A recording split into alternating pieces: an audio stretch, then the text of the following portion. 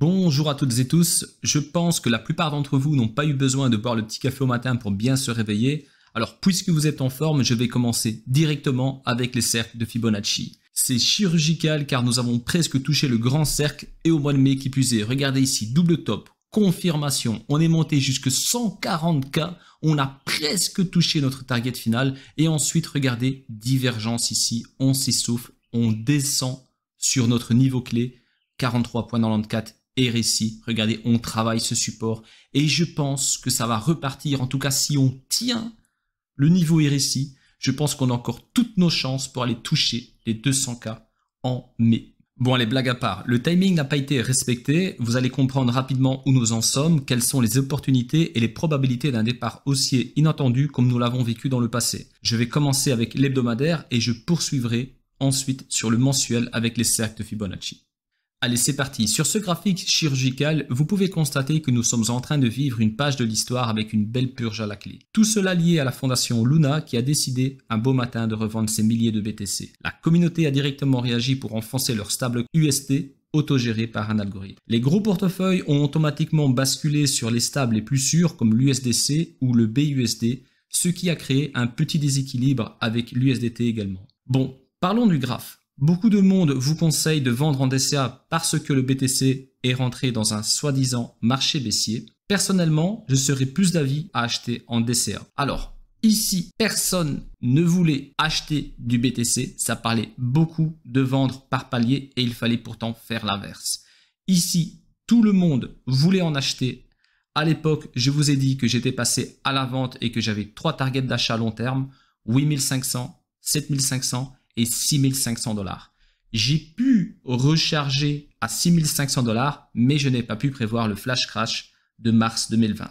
Bon, cela s'est bien terminé puisque le BTC est monté jusque 68K quelques trimestres plus tard. L'idée, c'est d'acheter quand ça descend jusqu'au grand creux et de commencer à vendre quand ça repart à la hausse. Je suis désolé, mais je ne peux pas être vendeur sur ce graphique. Le BTC pète proprement son petit canal haussier à la baisse, un petit canal baissier s'est formé, la courbe du RSI est sous le niveau 40 et tout cela a été impacté par des fondamentaux comme lors du flash crash de mars 2020. Donc pour faire simple, j'achète quand ça descend pour aller chercher le bottom en achetant. Souvenez-vous, en tout cas pour mes vieux abonnés, c'est ici que j'ai commencé à vendre, donc j'ai acheté ici, oui, j'ai pas peur de le dire, même ici j'ai acheté. Ensuite, je me suis mangé une purge.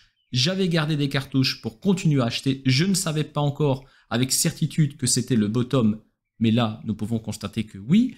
Et ensuite, j'ai attendu ma confirmation haussière pour commencer à vendre. Et ici, je vous ai dit qu'on avait une double confirmation baissière, notamment illustrée par la lag and span, qu'on ne voit pas sur ce graphique. Et ensuite, donc, je vous ai dit, maintenant que j'ai vendu ici une bonne partie de ce que j'ai acheté ici, je vais recharger à 6500 $. Et ensuite, c'est quand ça monte qu'on commence à vendre ce qu'on a acheté ici et ici. Et inversement, quand ça descend, on commence de nouveau à acheter pour ensuite vendre quand ça va monter. Nous sommes toujours en hebdomadaire. Je vous partage ce graphique pour vous mettre en évidence les 2 derniers supports constitués par Ichimoku Kimkoyo. Donc, 26 et 23 000 $. On peut imaginer une mèche basse qui va toucher la SSB à 23 000 $ avec une clôture au-dessus, le petit plat de la Kijun ici.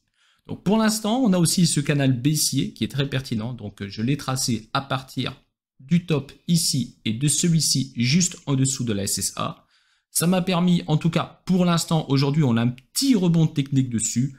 On confirmera demain s'il est pertinent ou pas. Bon, je vous l'accorde, il est vrai que nous sommes en train de vivre une panique générale sur ce marché, mais techniquement, voici les 2 niveaux clés que je peux voir actuellement avec Ichimoku en hebdomadaire.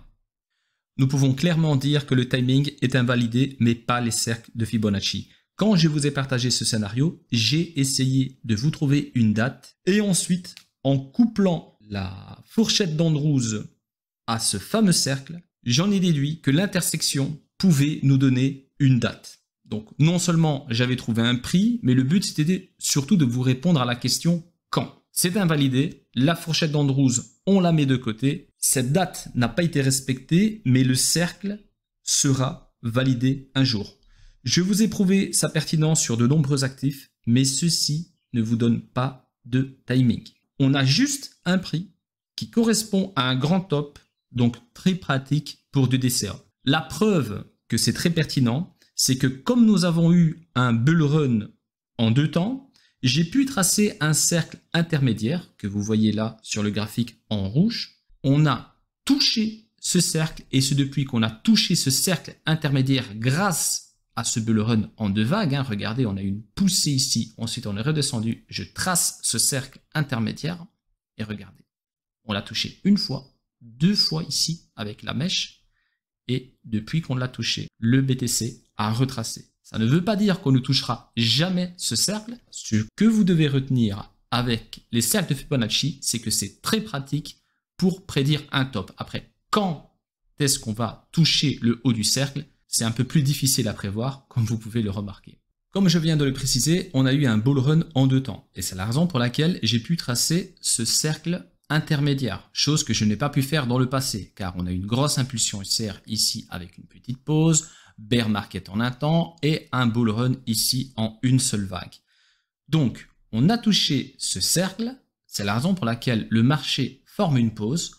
On a en plus, grâce à cette pause, identifié le support. Regardez, il est ici, on est sur du mensuel, on n'est pas sur du 15 minutes, donc c'est puissant. Et en plus de cela, on a la courbe du RSI qui se situe sur le niveau clé mensuel, 43,74. Aujourd'hui, bien sûr, on ne va plus regarder notre target haute à 200K parce qu'on est sous les 30K.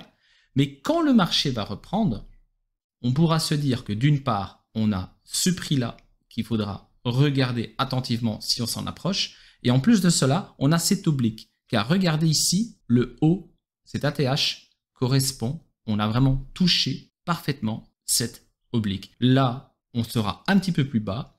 Si ça corrobore avec le cercle, ben, on aura donc 2 éléments à prendre en considération si on se retrouve donc sur ces niveaux-là. Moi, je trouve cela très pertinent. Le support de 29K en mensuel a été touché une fois ici, regardez. Et les vendeurs sont tout simplement en train de le travailler. Vous pouvez bien évidemment prévoir des mèches, mais n'oubliez pas de tenir compte uniquement des clôtures si vous cherchez des confirmations. Toujours en mensuel, je vais vous partager les 2 scénarios. D'accord? Il y en a 2. Premier, le BTC clôture au-dessus du support pour rebondir et aller chercher le haut du range, car on peut imaginer que ceci est un range, au même titre que celui-ci. Souvenez-vous, on a eu une purge, on réintègre le range, ou plutôt on forme un range, on travaille, regardez, flash crash 2020, on descend très bas, mais on remonte pour rester dans le range et avoir une confirmation haussière. Regardez, ça n'a fait que pulser pour après ensuite péter la clôture mensuelle de l'ATH du Bitcoin et aller chercher un plus haut. Ou on peut très bien faire un détour. Donc ce détour nous illustre une purge pour aller toucher la moyenne mobile 50 en mensuel. Ce scénario nous indique quand même une cassure du fameux niveau 42 RSI et une éventuelle touchette de l'ancien ATH de décembre 2017. Moi, je trouve que c'est très fort comme scénario. C'est vraiment le scénario rouge écarlate. Dites-moi en commentaire, en tout cas, quel scénario favorisez-vous? On peut mécher, on est sur du mensuel, il n'y a pas de problème, mais je m'attends quand même à une clôture au-dessus du support. Prenons un peu de recul avec le trimestriel. Imaginons que nous avons un piège en mensuel pour faire sortir tous les bons investisseurs long terme et que le trimestriel ne valide pas cette baisse avec un maintien du support. Tout ça pour vous dire qu'il va falloir attendre le 1er juillet 2022 pour avoir une confirmation baissière ou pas sur le trimestriel. N'oubliez pas que les mèches sont autorisées. Merci à toutes et à tous pour votre attention. J'espère que cette vidéo vous a plu et qu'elle vous a surtout permis de prendre un peu de recul dans ce marché très volatile. Le marché est peut-être dans le rouge, mais toute l'équipe MyDID continue de bosser dur pour vous délivrer l'application au plus tard le 20 mai. À très bientôt et prenez soin de vous.